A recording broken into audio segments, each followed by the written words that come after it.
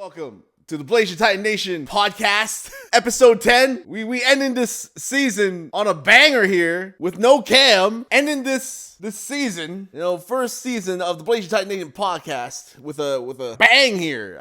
My Cam is not working. It's okay. It's fine, but we're gonna roll with it. This is gonna be a proper podcast. This is gonna be like a pure audio podcast, okay? And we're gonna be talking about physical versus digital gaming. We're going to talk about the reasons why people prefer one over the other.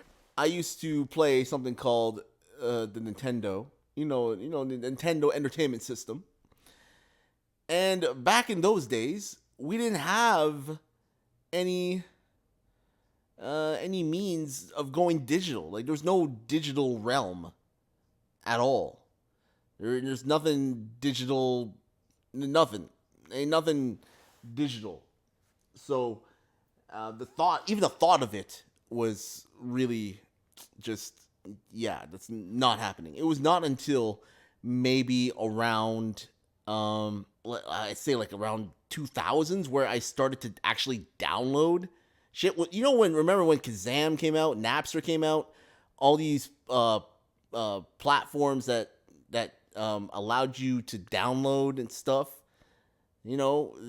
That's when I started getting interested in downloading. But other than that, I always and forever will prefer physical.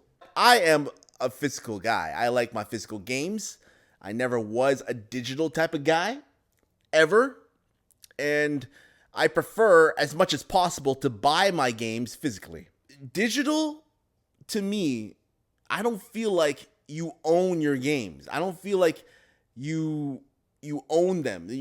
At the end of the day, let's say, for example, you lose your account, or I'll use Xbox for example. Let's say, for example, you lose your Xbox Live account, and you have all these games downloaded, right? And now, after a while, maybe after a while, I don't know how long, maybe something happens. They get removed from the store, maybe accidentally gets deleted on your hard drive, or maybe, on your external gets corrupted or whatever. You lose all those games. At least when you own them physically, that you have them physically in your hand, you can go back to them. You can pop them in the disk drive if your save data gets corrupted or something gets corrupted. The point is, you own these games physically. Right, you own them physically, and I know now times have changed where when you own the game, you put the game inside the disk drive or whatever, and you have to download the update, which gives you the rest of the game. I understand that, I get it. It sucks that that's a thing that's happening, but at the same time, no. I feel as though that practice needs to stop. I know EA has been doing it with Jedi Survivor, and it fucking sucked. I hated it. I did not like the fact that when you put in the game, it's not the game itself. You have to download the rest of the game, which makes no sense to me. I understand an update. Updates are fine, but to download the rest of the game, you don't even get the game on the disc. You have to actually download the rest of the game. It is crazy. Here's the thing. There's obviously pros and cons to owning both physical and digital copies of games. Okay? There's pros and cons to both. Now, that being said, which one has more pros than cons? Which one has more pros? I understand the whole modding thing. I get it. You can't do anything physically with modding. You can't release a physical version of a mod. I don't think I've ever seen that happen before. I'll never see, if Fallout London came out physically, there's no way. I don't know. If Fallout 4 came out and then they came out with a Fallout London physical add-on to it, like they did back in the day. Remember back in the day? Not back in the day, sorry. Remember back on the 360 days when Oblivion came out and then you had like the Oblivion, like Ultimate Edition or whatever the edition was, Game of the Year edition, whatever it was, and it came on multiple discs. This is for the 360. Right? I remember installing each and every one of those. Or Lost Odyssey. Lost Odyssey came on 4 discs. 4 or 3, whatever the case may be. 4 or 3 discs. All right? We just don't have that anymore. We don't. Everybody gets like 1 disc. You get 1 disc, and then you download the rest of the game onto your hard drive. It's very rare that a game has the full game, 4 discs. You know, the last game that I got that had like 4 discs was Baldur's Gate 3. And I had to order it online, special, physically.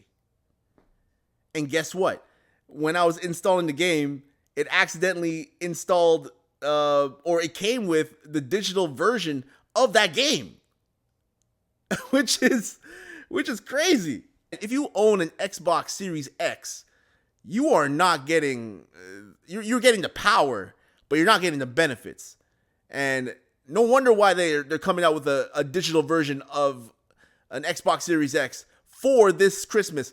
Because goddamn, man, people just want to play their games digitally, but they want the power. The only way to do it now is you have an Xbox Series S, right?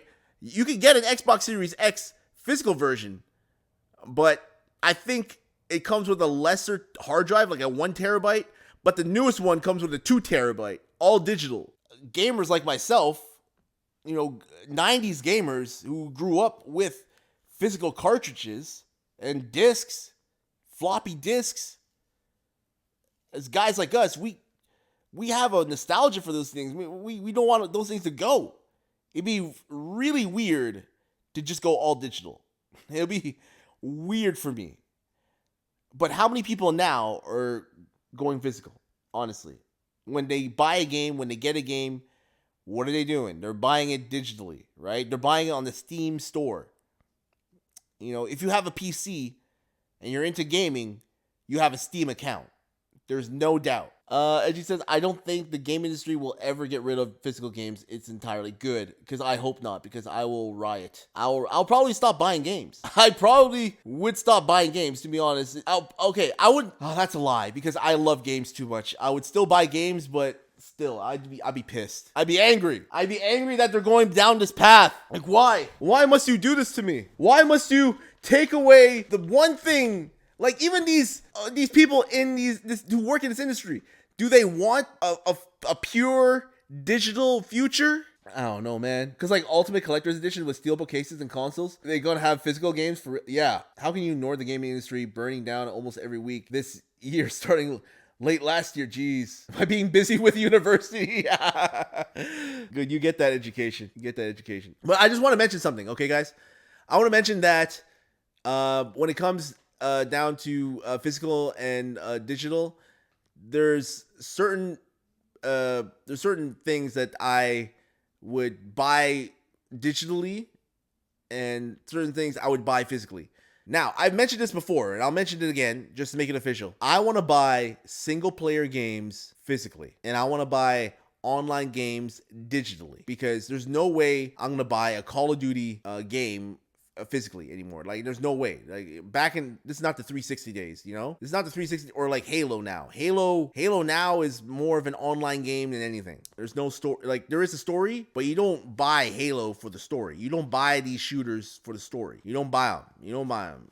You go and you get download a digital version of the game and you play it online, which makes sense, right? It makes sense. Like Elden Ring, for example. Elden Ring is the type of game that you would buy physically. Overwatch is a game that you would buy digitally, right? Simply because, they're just two different types of games. One, it doesn't require you to play online for, and the other requires you to play online constantly. It's like an MMO. It's like Elder Scrolls Online, or Fallout 76. You're not going to buy those games physically. You're not going to buy them physically. There's no point. You just get them digitally. I don't ever want to buy a COD game again anyways, yeah. World of Warcraft is a digital game, yeah. Like, you would never buy World of Warcraft physically. And All the PC owners out there, how many of them still have disk drives in their towers? Probably next to no one. Nobody has them anymore. If they do, it's very rare. The last time I owned a PC, it was a Dell computer and it had a disk drive. Yeah, but now times have changed. Times have changed, and now it's more of, okay, we accept the fact that this is an all digital age. If you're a PC player, and if you got a Steam account, you're golden. And I think that's why a lot of games on Steam are cheap. That's why a lot of people who I know who have Steam or Epic Store or whatever, they get free games or they get games at a huge discount because they're digital only. And digital only games tend to be marked down from $50 to like $5, and they're bought in bundles. Hell, there's a lot of people who own all these games and don't even get to play them, like thousands and thousands of games, and don't even get to play them. It's crazy. That's why you buy a PS2 games on Amazon when you have the money. It's all about that physical. It's all about that physical, baby. It's all about that physical. I'm just happy that I'm able to go out and buy games. I'm able to. Well, I'm just happy I'm living in an era, or I'm living in an age, or I lived in an age that I was able to go out and buy video games physically. Go out and rent video games physically. When was the last time you rented a video game? When was the last time you rented a video game? Like Blockbuster, for example. Blockbuster was huge. I would go to Blockbuster and rent the latest N64 game. Oh man, it was so beautiful. It was amazing. Played the crap out of it. There's no such thing as renting games anymore. No, it's all gone. It's gone. It's gone. Those days are gone. Those days are gone. We're not getting them back, but I'm happy to have lived in those days. I'm so happy. I would hate to live in these days now where shit is just digital and you just don't input anything inside of a console. It is crazy how the internet changed everything. It literally did. And for the better or for the worse, a lot of people live their lives on the internet and they, create great connections with people on the internet, which is great, but the internet is a gift and a curse, like with everything. But the ability to download games and to be able to buy them digitally, and for games to come out not even finished. Man, when you came out with an N64 game, that was it. There was no updates. None of that. Once it's released, it's released. And if it's not perfect, you might as well delay that. Delay the game. What's that quote? A delayed game is forever good, but a rush game is forever bad. Something like that. Isn't the guy who made Zelda quoted that because he delayed Ocarina of Time, which is the best Zelda game of all time. I don't give a fuck what anybody says. I don't care. I do not care. RIP Game Informer, right? It's all dying. Nobody's just buying it. No one's buying it now. Edgy says, I think it's also due to the decline of physical stores and retailers. Yeah, exactly. Like GameStop used to be exclusively games. Now it's a lot of just game merchandise. And yeah, some game. The Funko Pops really kill me. I was like, where did this come from? The Funko Pops. People don't even take them out of their packages. They just buy them within the package and just keep them in there. At the end of the day, everybody, my opinion on this is solid. All right? My opinion on this is solid. I only buy physical games for single player, and I will only buy multiplayer games digitally. All right. Physical, single player, don't require online, like The Last of Us, like Tears of the Kingdom. But when it comes to online games like Overwatch and Valorant and Call of Duty, digital only. And that's that. That's the final straw. You had Overwatch on digital. Yeah, it makes sense to have Overwatch on digital. It makes sense. To have Overwatch on physical, it doesn't make any sense to me. Physical media is important. I know, right? Do you prefer physical games or do you prefer digital games? Come on, Mari. Be on the physical side. I will always, forever and now and forever, will be a physical dominant guy. We cannot let this die, everybody. We cannot let physical media die. We cannot let physical media die. We can't. All right, I want a choice between buying digital or buying physical. That's it. That's all.